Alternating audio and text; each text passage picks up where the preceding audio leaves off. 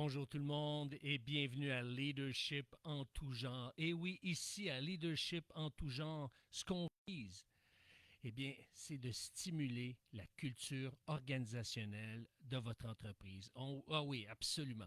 C'est ce qu'on veut, c'est ce qu'on souhaite, c'est ce qu'on désire. Alors, on poursuit cette série sur l'impact de l'influence genrée dans notre organisation et on va parler justement de comment l'intelligence genrée va influencer la prise de décision. Et oui, ça c'est important parce que les décisions qu'on prend ont un impact sur toute l'organisation. Quand on est leader, quand on est dirigeant, quand on est chef d'entreprise, quand on est chef d'équipe, eh bien, tout repose sur des décisions parce que nos décisions vont produire des actions et nos actions vont avoir des impacts négatifs ou des impacts positifs. Nos actions, les actions qu'on entreprend, contribuent soit à la rentabilité de notre entreprise ou contribuent à ce que l'entreprise ne soit pas aussi fonctionnelle qu'on le souhaiterait. Alors, c'est pour ça que la prise de décision, c'est une composante qui est essentielle de la vie quotidienne, tant dans les sphères professionnelles que personnelles.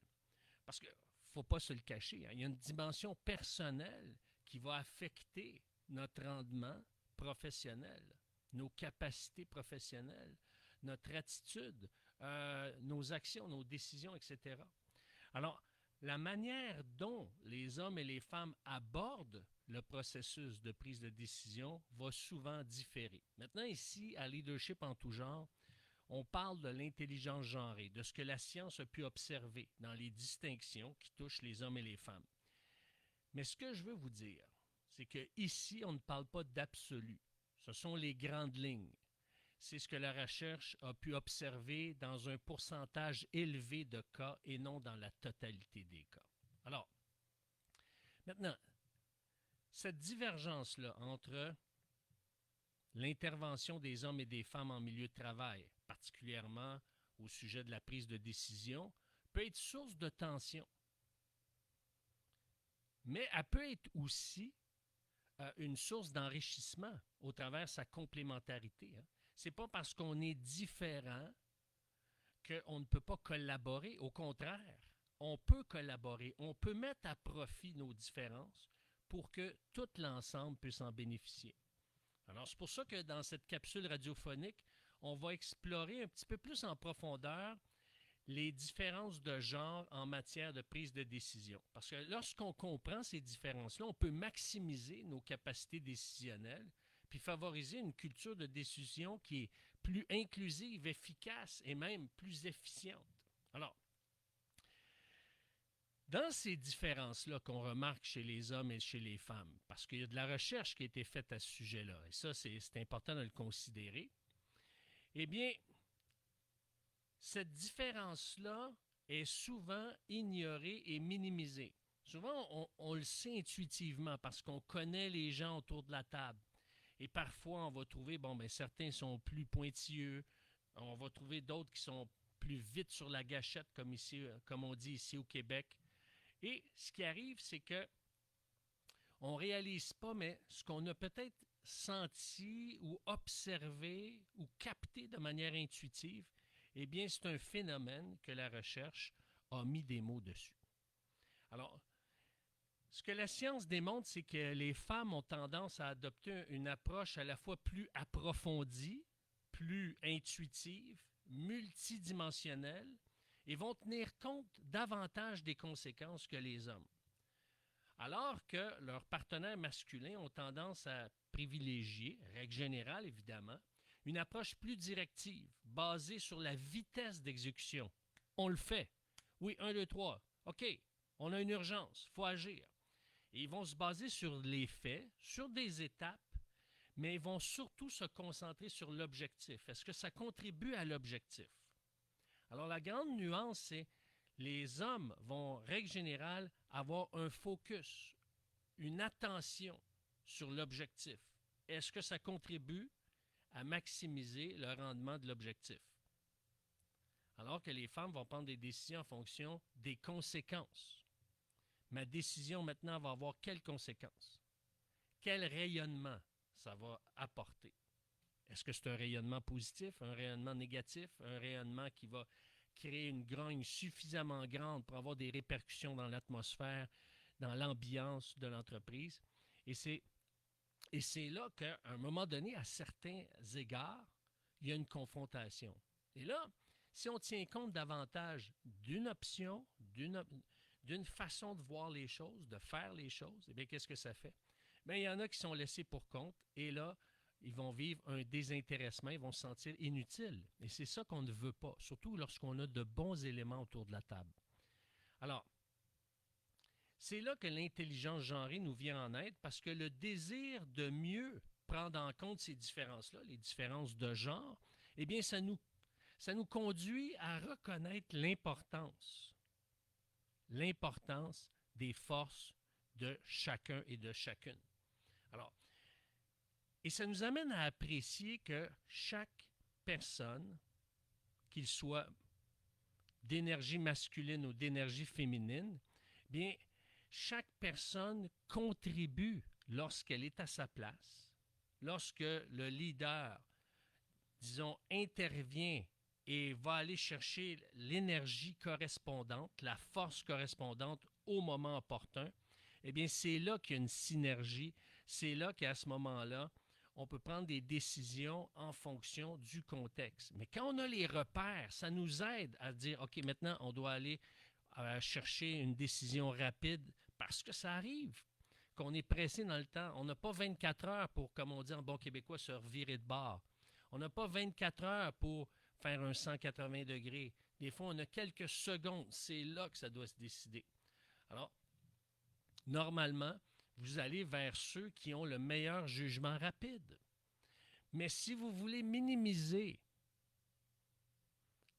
l'impact des pertes ou des conséquences négatives ou des répercussions, vous devez aller vers une personne qui est caractérisée par une énergie, par une optique féminine. À ce moment-là, pour essayer de faire le tour de la situation et dire, OK, voici les meilleures options possibles. Et parfois, ça peut se faire dans une course à relais en disant, évalue toutes les options et on va mettre l'autre personne pour prendre des décisions à ce moment-là.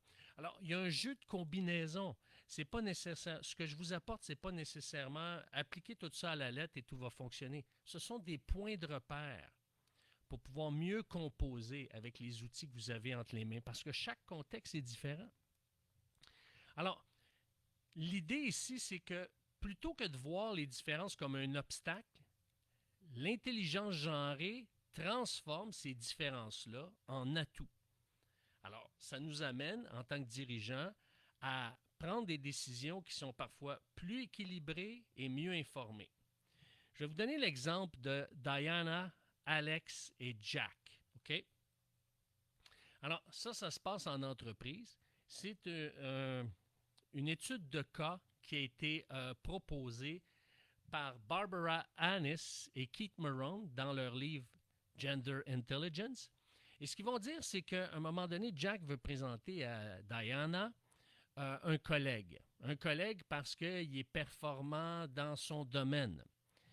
Et ce collègue-là, lui, eh bien, participe à cette rencontre-là.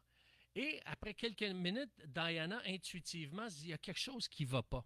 Mais elle va se taire. Elle fait confiance à Jack, qui est performant, qui est à son affaire.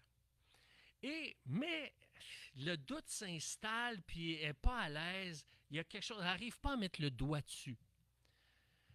Et là, elle demande à son adjointe de faire des recherches et finalement, elle se rend compte que cet homme-là, on va l'appeler Alex, a des problèmes avec la justice en dehors de l'entreprise. Je crois qu'il y avait 2 causes qui étaient en litige à ce moment-là. Et là, elle se dit, oh là là, et elle va voir Jack, mais Jack il dit, oui, mais il est rentable pour l'entreprise. Ça n'a pas affecté l'entreprise, ça ne touche pas l'entreprise, puis ça amène une grande rentabilité. Et ce qui se rend compte que finalement, à force de gratter, parce que là, Jack se pose des questions, disant hey, j'ai-tu fait une bonne chose de l'avoir mis là, de l'intégrer dans l'équipe, etc. Et là, il se rend compte que sa décision d'avoir gardé Alex était davantage pour des raisons pécuniaires, mais il se rend compte que ça va avoir éventuellement, à moyen et à long terme, des répercussions sur l'entreprise, même si ça apporte de grands gains. Donc, c'est là qu'il faut voir, est-ce qu'on garde un élément en place parce qu'à court terme, c'est rentable, mais est-ce qu'à moyen et à long terme, ça va être aussi rentable? Est-ce que ça va affecter justement la crédibilité de l'entreprise? Il y a toutes sortes d'enjeux qui doivent être mis en compte. Et ça, c'est simplement une mise en situation pour vous dire que parfois, justement, quand on va avoir des résultats rapides, on peut avoir des angles morts, perdre de vue certains aspects, certaines dimensions. Et c'est pour ça qu'on a besoin de l'éclairage des uns et des autres, d'avoir justement une optique différente. Et ça nous amène à cheminer, à grandir. Maintenant, quand on prend les situations comme étant personnelles, quand on dit, ben pourquoi là, elle me remet toujours en question? Est-ce qu'elle me prend pour un incompétent?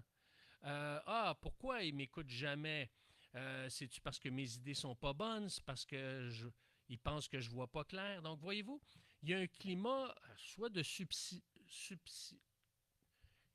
on peut, par exemple, j'ai un mot que c'est de la misère à dire là en ce moment, mais on peut être suspicieux. On peut se demander, dire, es-tu contre moi? Est-ce qu'elle est contre moi?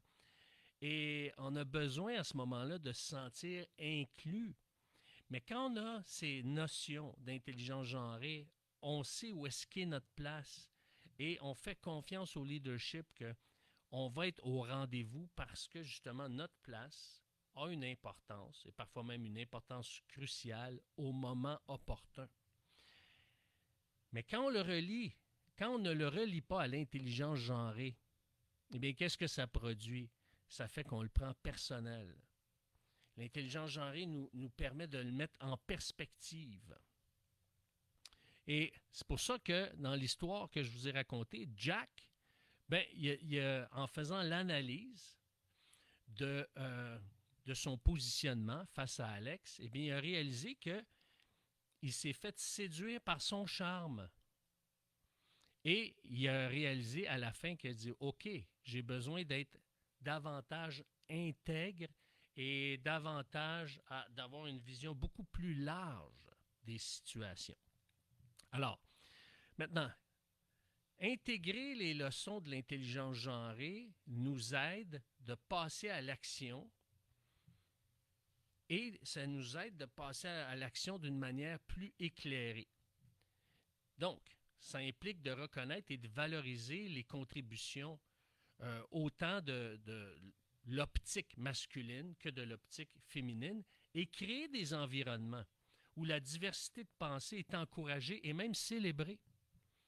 Donc, il y a un temps qu'on doit célébrer la rapidité d'action, des décisions rapides.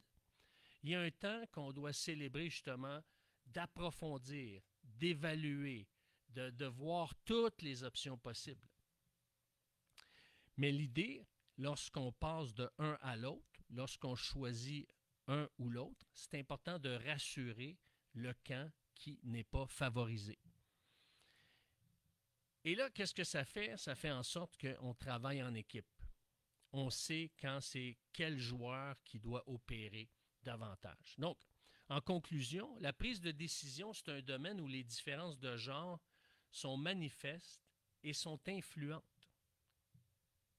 Chacun dans leur sphère. Hein?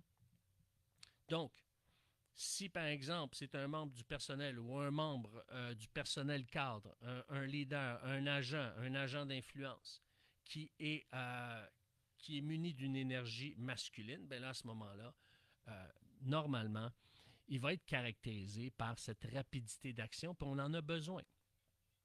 Et lorsqu'on a un agent d'influence qui est caractérisé par une énergie féminine, bien à ce moment-là, on veut s'assurer que tous les angles ont été couverts, ont été adressés, ont été examinés.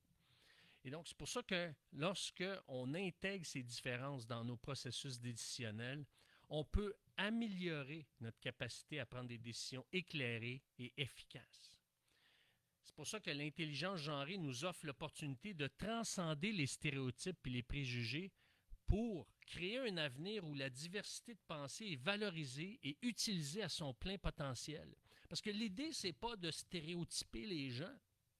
L'idée, c'est de mieux connaître le potentiel des gens, puis de mieux intégrer ce potentiel dans notre équipe, dans notre processus de prise de décision. Et c'est pour ça que lorsqu'on embrasse cette approche-là, on peut aspirer à une prise de décision qui est plus juste, plus équilibrée, puis résiliente dans tous les aspects de notre organisation. Alors, si vous voulez poursuivre cette discussion, aussi, par exemple, vous voulez mieux comprendre votre organisation. Peut-être que vous la comprenez déjà, mais mieux saisir si elle est davantage d'énergie masculine ou d'énergie féminine, ou si c'est une culture mixte qu'on retrouve dans votre organisation, vous avez simplement à m'écrire à coach@ericlantier.net. C'est coach@ericlantier.net. Et je vais vous envoyer les informations pour obtenir un questionnaire tout à fait gratuit. Et ça va vous aider à mieux évaluer si votre entreprise est davantage masculine, féminine ou mixte. Et si vous voulez soutenir cette émission pour qu'elle continue à être diffusée sur les ondes du 92.7 FM, eh bien, je vous invite à m'écrire à la même adresse. C'est coach@ericlantier.net. coach@ericlantier.net. Sur ce, eh bien, je vous souhaite une bonne semaine et je vous dis à vendredi prochain. Au revoir!